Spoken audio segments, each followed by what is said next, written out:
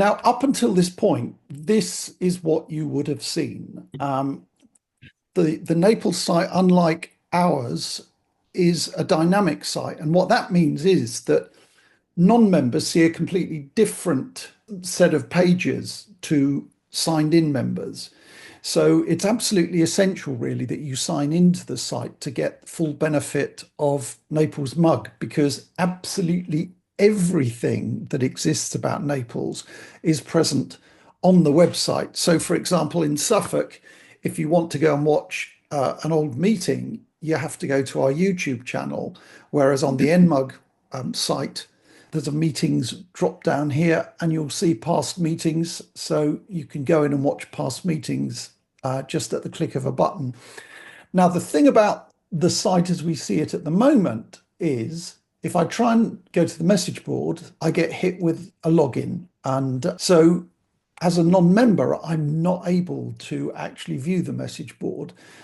If I go to that past meetings page, all of the past program is here. If I try and run any of them, they're just a kind of 15-minute tasters. So you really need to be in the site to benefit properly from it. So I'm just going to log in. All of your registered emails, email addresses, the email addresses that you've been using with Suffolk and the email addresses that I subsequently passed to Dan a few days ago, are registered in the system, but they're not presently registered with a password. Let's get rid of that. And so this happens, and you'll be prompted for a username or email. The important thing is down here, there's a line that says forgot password. Okay, so if you click on forgot password, you can then type your email address in here, which obviously I'm not going to do because I don't want to change my password. And then click on request password reset. And then in the way that all other websites function, you'll receive an email and that will get you into the site where you can then set a meaningful password. What you don't want to do is hit the join button because that will simply ask you to pay money. So because you're already basically you are now a member. So you need to go to the login button. No, thanks. I'm just going to do this again. This time I'll sign in. And like Mike said, the reason behind that is we don't have passwords for you. So you have to create your own. So Yeah. I will import at the end of this meeting. I'm going to do this at the end of the meeting. I'm going to import all of your names, people that are not currently part of NMUG. And then what you're going to do is you're going to receive a welcome email. And then what you're going to have to do is reset the password because it does not have a password. So, yep, that's it. But it's that easy to do. Remember me is something that a lot of people forget to do. And there seem to be circumstances, Dan, where sometimes if you don't check Remember Me before you put in your username and password, it starts to load, but it doesn't seem to be doing it here. So it doesn't actually matter when you tick that box. But obviously, that box needs to be checked. My advice is check it before you type any information in here, because I don't know, it certainly has in the past, then loaded and not kind of recognized that you've clicked the Remember Me button. So check the Remember Me button, fill in your username and password once you've got it, and then hit login. And that way you can just access the site as quickly and easily as you can the Suffolk site. So here we are. This is the full site, and it looks exactly the same. The difference is now when I click on, for example, past meetings, if I tap on any of these titles, I can then view the entire meeting. And it's currently loaded with 2 years worth of titles. So that's about 84 meetings or something like that. So there's absolute ton of stuff there. If you're sitting twiddling your fingers over the Christmas holiday and want something to do. Let's just run down these tabs. So there's plenty of information about the history of the group, when it was set up and stuff, the offices, all that nonsense that you'd expect. Upcoming meetings. as you can see now, starts on Wednesday, the 8th of January, and Naples presently prides itself on running 41 weekly meetings. They're closed during the months of July and August for obviously for summer holidays and for a couple of weeks over Christmas. But apart from that, it's a weekly activity. There's information about speakers if you wanted information specifically about who's talking. Now, classes is something that we've not done at Suffolk for some little while, but classes is something that's really, really important to Naples. I'm just going to check on the upcoming classes. Classes are not included in your membership. They run on Saturday afternoons here in the UK at 3 p.m. They run for 2.5 hours rather than 1.25 hours, so they're twice the length of normal meetings. And all of the presenters of Naples classes provide extremely, extremely dense notes so that you've got a takeaway for each of these sessions. So, for example, I'm actually doing one this year down here somewhere. So this little baby is mine. I think I'm already up to page 75 of my notes, and I'm still writing. We're all writing at speed at the moment because as AI features are being added to all of these apps, obviously they need to be added to our class structures. So fantastically, Eckhart has incredibly kindly invited Suffolk to join the first class, which is the macOS Sequoia class, which is on Saturday, the 4th of January, absolutely free of charge, so that you can see what the classes are like, you can see how they're structured. And then, of course, with that under your belt, if you feel the desire to book any of the other 9 classes, we would love to see you. So I'll email more information about this so that everybody gets to know about it. How will that happen? Will that be an automatic registration and everybody will receive an invitation with a Zoom link? Yeah. Good. So I'm going to import the users, and then I import the membership, the 15 months or whatever, and then I import, which I'm setting up right now, one class. So yeah, it's a Fantastic. 3-step process for me, but shortly after this meeting is done, if you go into your thing, if everything works right, you'll see that you'll have a membership and you'll have the first class. Fantastic. Something I should have mentioned when we were on the meetings tab, and that is there's a subscribe to calendar button here.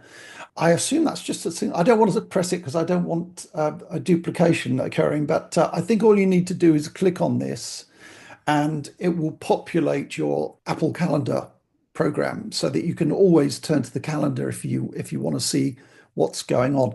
And that's for both classes and for the general meetings. Mike, how much are the classes? Oh, sorry, $25. Okay, thank you. What's that? Is that about £20?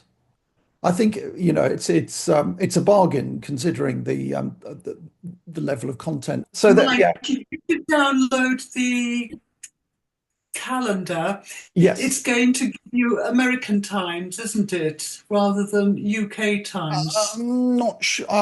I think it corrects it. Hang on a sec. I'm just going to open Okay. mine. No, it corrects it. So I've got Apple Intelligence today, 16:30 GMT. It's a clever little thing that Apple Calendar does for you. So yeah, so again, worth subscribing. That button is also on the bottom of the upcoming meetings page there, Yeah. but it's the same calendar. So Okay, lovely. Thank you. I'll leave the message board till last because that's going to take quite a lot of explanation. But whilst I've mentioned it, we talked about maintaining the Suffolk message board. But when we talked about maintaining the Suffolk message board, which we will, I'm not going to close it down. But at the time that we talked about maintaining it, the Naples message board was incredibly slow. And a few months ago, Dan changed the hosting arrangement for the Naples website. And suddenly, as you can see, the site is really responsive. And the same goes for the message board. And you can even now use the message board using your mail application. So given that there are so many members now, given that the Naples message board is so very busy now, it actually makes sense to migrate to the Naples message board because, of course, if you ask a question, you won't be addressing that question to the 85 members of Suffolk that are transferring from Suffolk to Naples. You'll be actually addressing the entire membership, which means 550 people rather than 85. So that's really, really worth learning to use. And it's really not very different from groups.io, but let's come back to that. I prefer to pick up the news that I want myself from people that I like on YouTube, but there is an Apple News page here. And as you can see, it picks up information from all sorts of sources, including 9 to 5 Mac, Apple Newsroom, Apple Insider, Mac Stories, Mac World, Six Colors, and Tidbits, a personal favorite. And you can somewhere, is that on this page or is it on the, no, it isn't, is it? I'm going to leave Dan to talk about subscribing to Apple News because as I said, it's not something that I use, so I'm not really familiar with it. Should we do that when we talk about changing But you preferences? can actually, if you just click on that, Mike, it's pretty easy.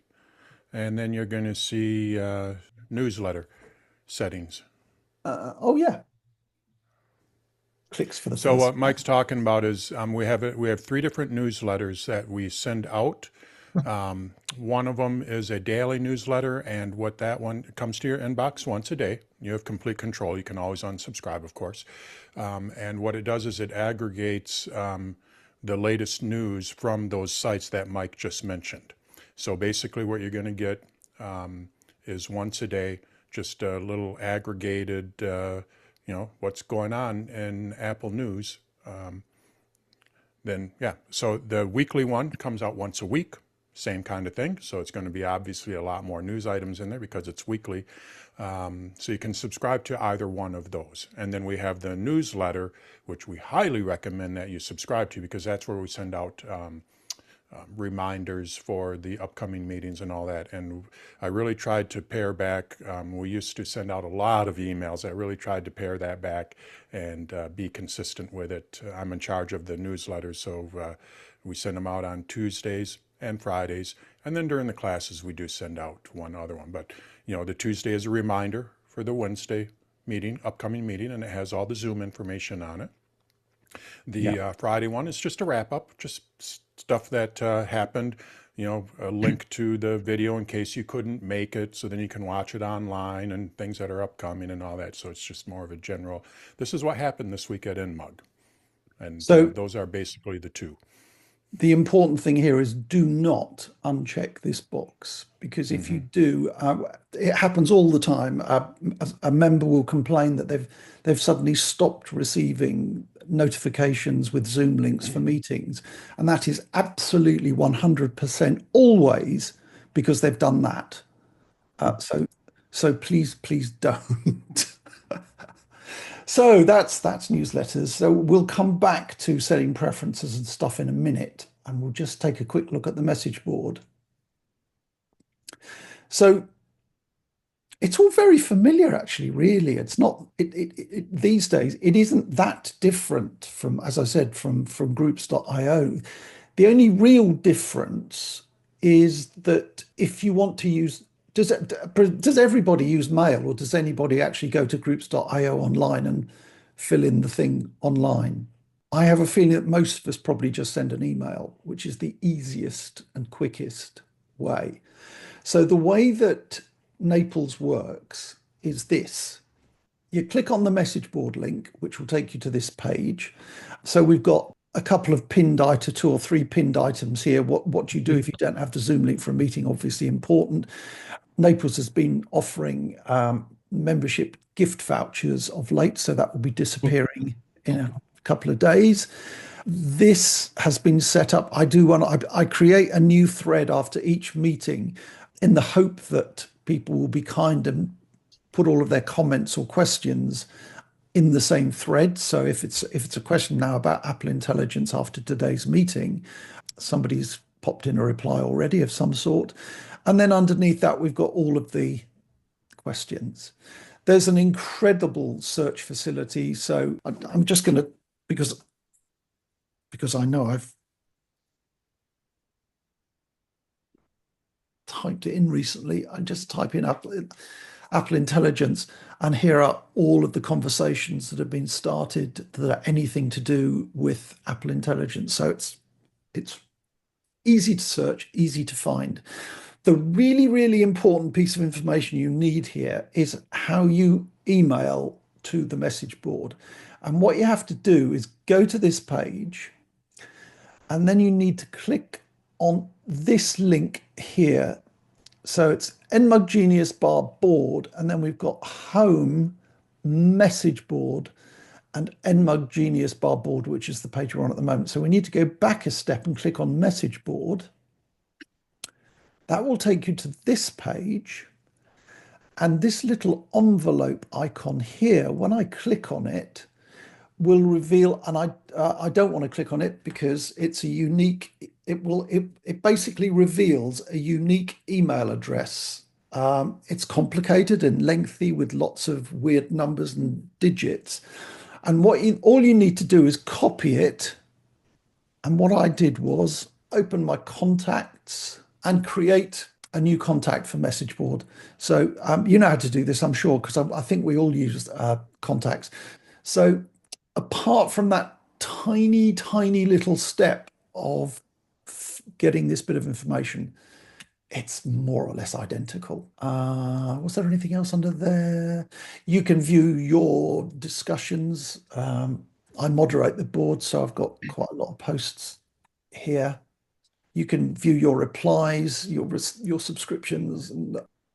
Now, digest settings is important because a bit like groups.io, I think when we first started, I think I set groups.io up so that everybody would get a really heavily priced version of the day's posts in their daily mail. And it wasn't very good because it meant if you wanted to read anything at all, you had to go and visit the appropriate thread online. So to set this up, Dan, is it actually set to full digest by default? Yes. So if you Yeah, need to the full change it, digest is default. yeah. Need to change it? So if you need to change, just click on the edit button. Oh, yeah. And here I've got all the information, my public name and all that nonsense. So here we've got send digests daily, weekly, monthly, or never. And just like groups.io, we strongly advise you don't choose that because if you ask a question, you'll certainly never get an answer. Personally, I just the same as with groups.io and Suffolk, I have this set to daily so that I receive a post once a day that contains all of the posts that have been made during the past 24 hours. I also have checked this little box here, which says send me a new topic reply notification regardless of my digest preferences.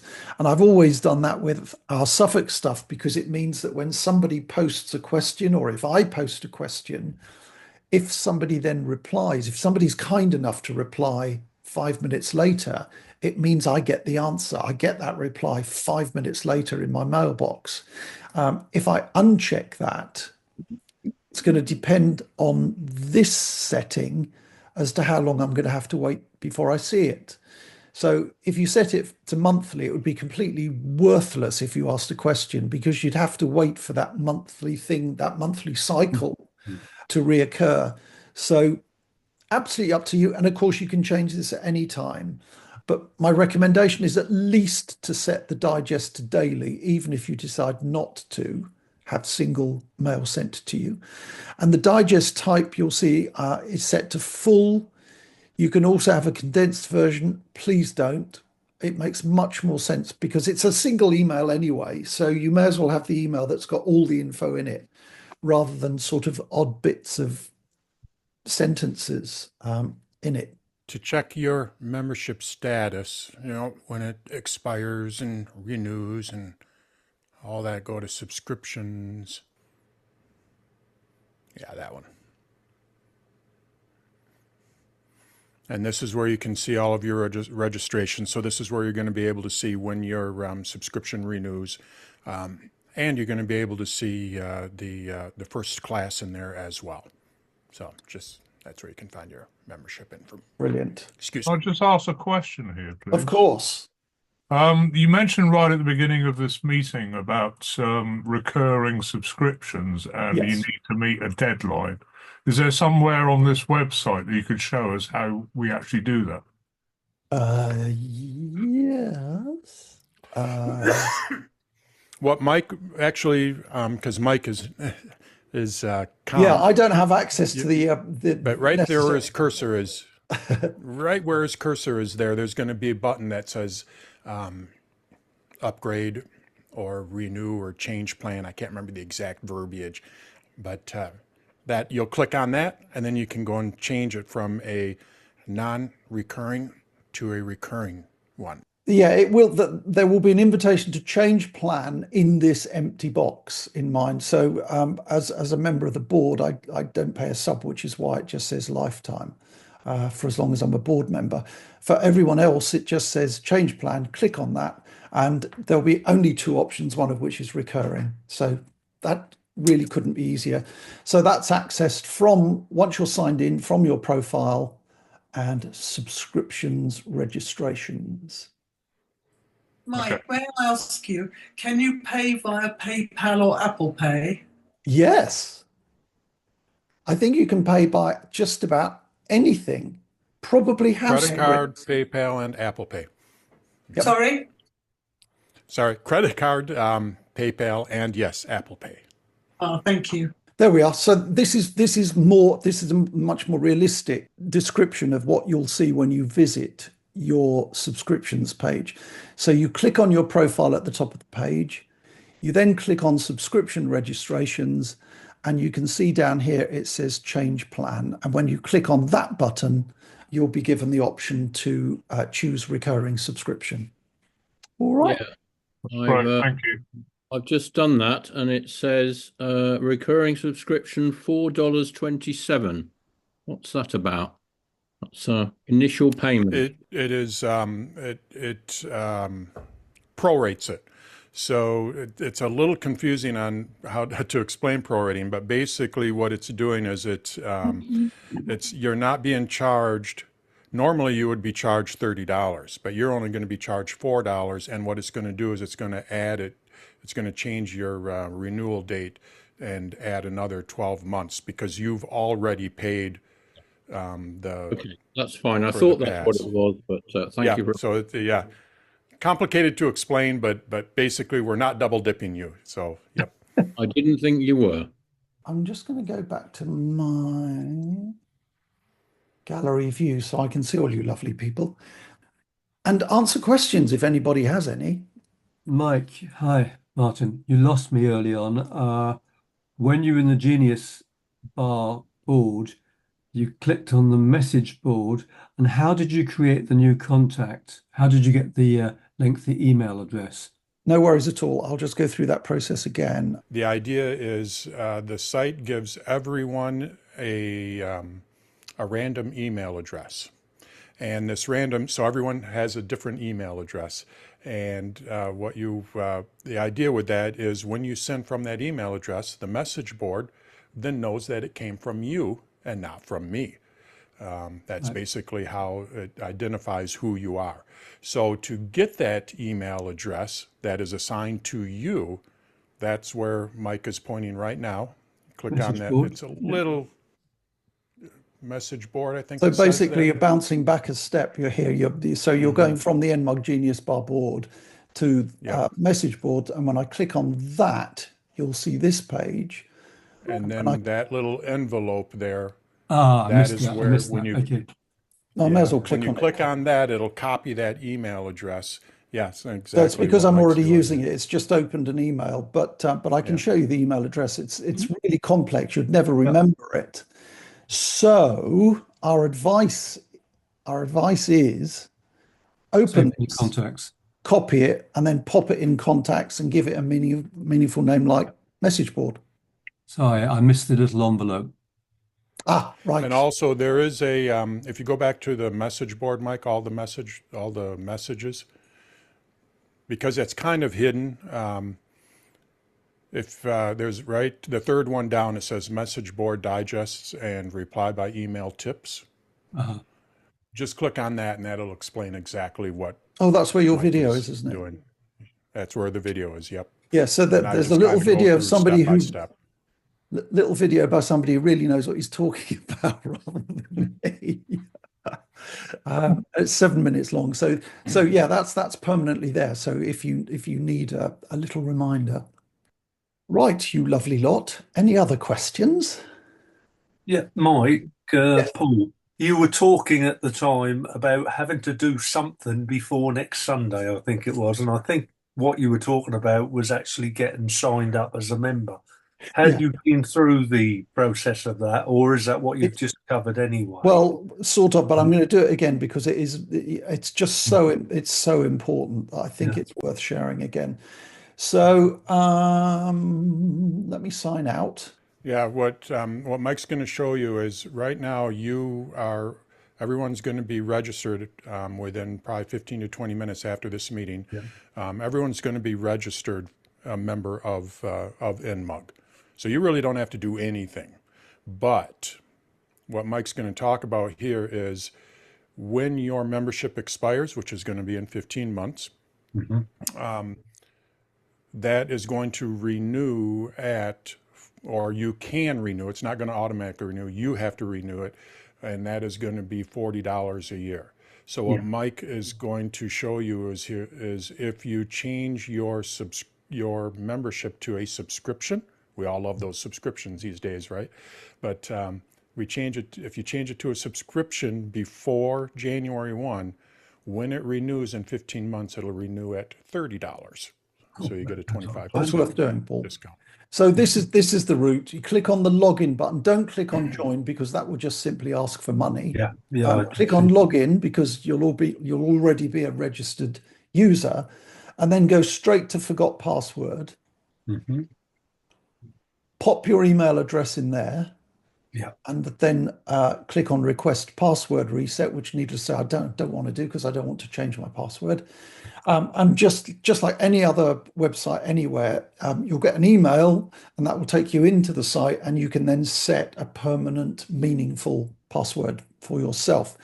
Once you've done that, let me just log in. Yeah. Oh yeah, and don't forget that little checkbox. It's really irritating if you have to see this every bit. time. I did see the bit where you went through all of that. So once you're logged in, you go to your profile, and your name will be visible here in the top right corner, and you go down to subscriptions registration. And there is nothing on mine, but where it says card expire here, it'll say change plan. Click on change plan and choose recurring subscription, and that's all you have to do. Right. And that will fix the subscription at $30 per year. Obviously, you won't have to pay anything for the first 15 months because Suffolk Mac User Group has done that for you. But in 15 months, it will remain at $30 rather than the new $40 rate. So worth doing, and no strings attached. If you decided it wasn't for you, then you can simply cancel it. It's No, I'm looking forward to you're not it. selling your soul to the devil.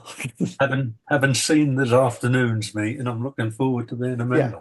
It was great, wasn't it? Sorry, presumably at some time we get asked for personal details about our bank account, etc., so that Naples can take the money. I assume it takes.